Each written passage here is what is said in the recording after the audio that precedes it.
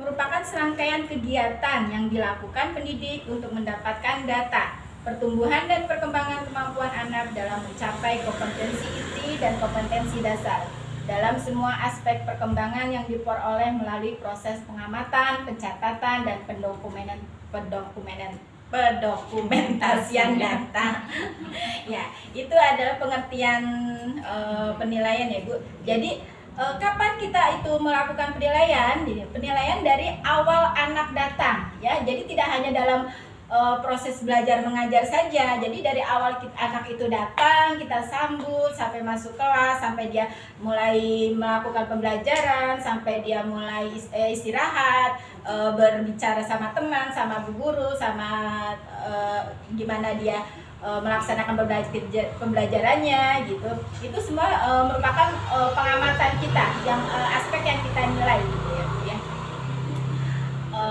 Dalam penilaian. Nah, tujuannya apa? Tujuan dari penilaian itu sendiri adalah penilaian untuk anak usia dini bertujuan untuk memperoleh gambaran yang utuh tentang pertumbuhan dan perkembangan anak dalam kurun waktu tertentu. Ya, jadi kita punya gambaran tubuh, gambaran oh ini anak ya sudah berkembang dalam aspek apanya ya gitu. Kita setiap penilaian itu ada 6 aspek perkembangan yang selalu kita amati, selalu kita nilai. Teman-teman semuanya juga pasti sudah paham ya. Sebenarnya saya di sini hanya sharing ya Bu ya. saya yakin teman-teman semuanya itu lebih berkompeten daripada saya.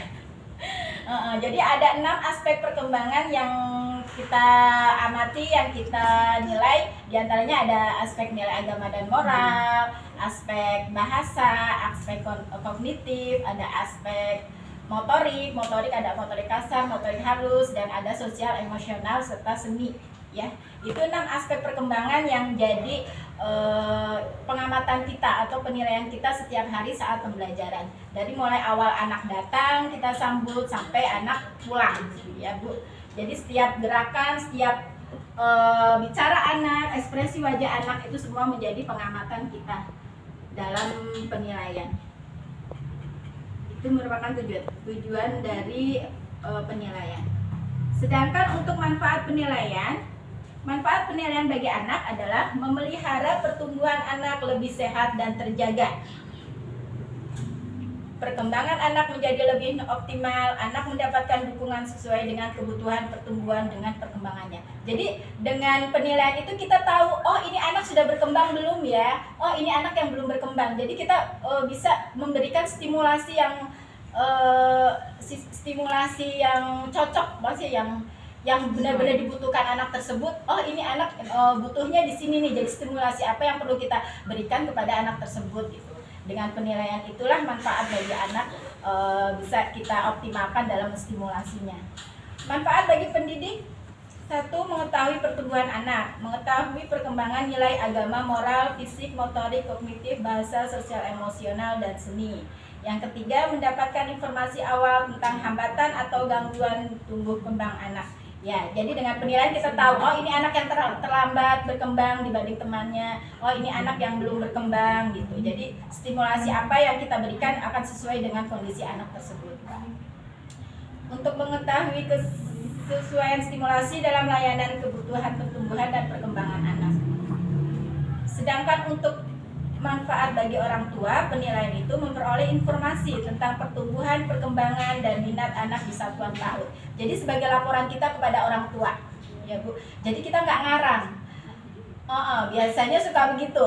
Kita nggak ada penilaian harian, nggak ada ini, tahu-tahu bikin rapot mengarang bebas. Cuma membayangkan anaknya gitu tanpa ada catatan tiap hari gitu ya.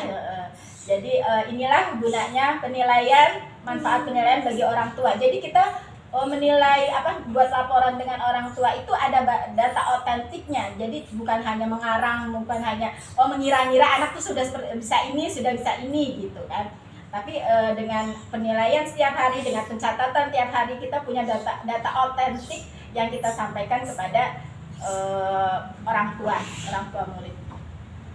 Memudahkan orang tua dalam memberikan stimulasi yang sesuai dengan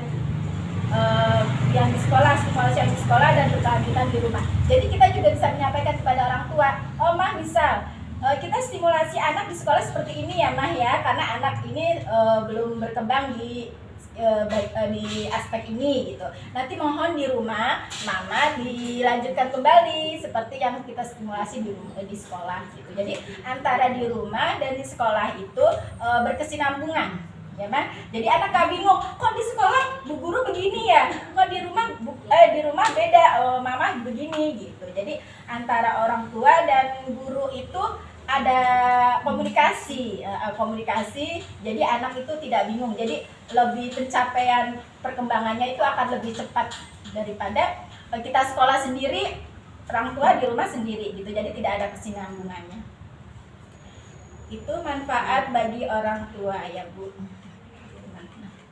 Nah sekarang prinsip penilaian. Kita sebagai pendidik dapat melakukan penilaian dengan cara yang paling sederhana, disesuaikan dengan kondisi setempat, waktu, jumlah pendidik, jumlah anak, dan kemampuan pendidik dalam melakukan penilaian.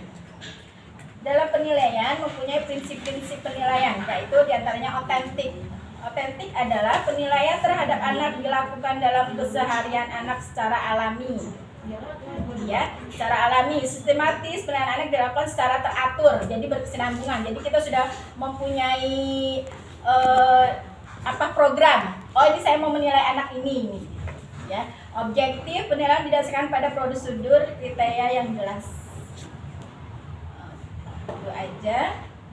Terus berkesinambungan, jadi rutin ya Bu ya, setiap hari berkesinambungan. Mendidik, proses dan hasil penilaian dapat dijadikan dasar untuk mengembangkan dan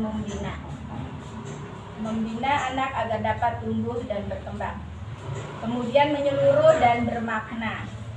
Nah, sekarang di sini saya akan menitik beratkan tentang nyarinya kan ke sana.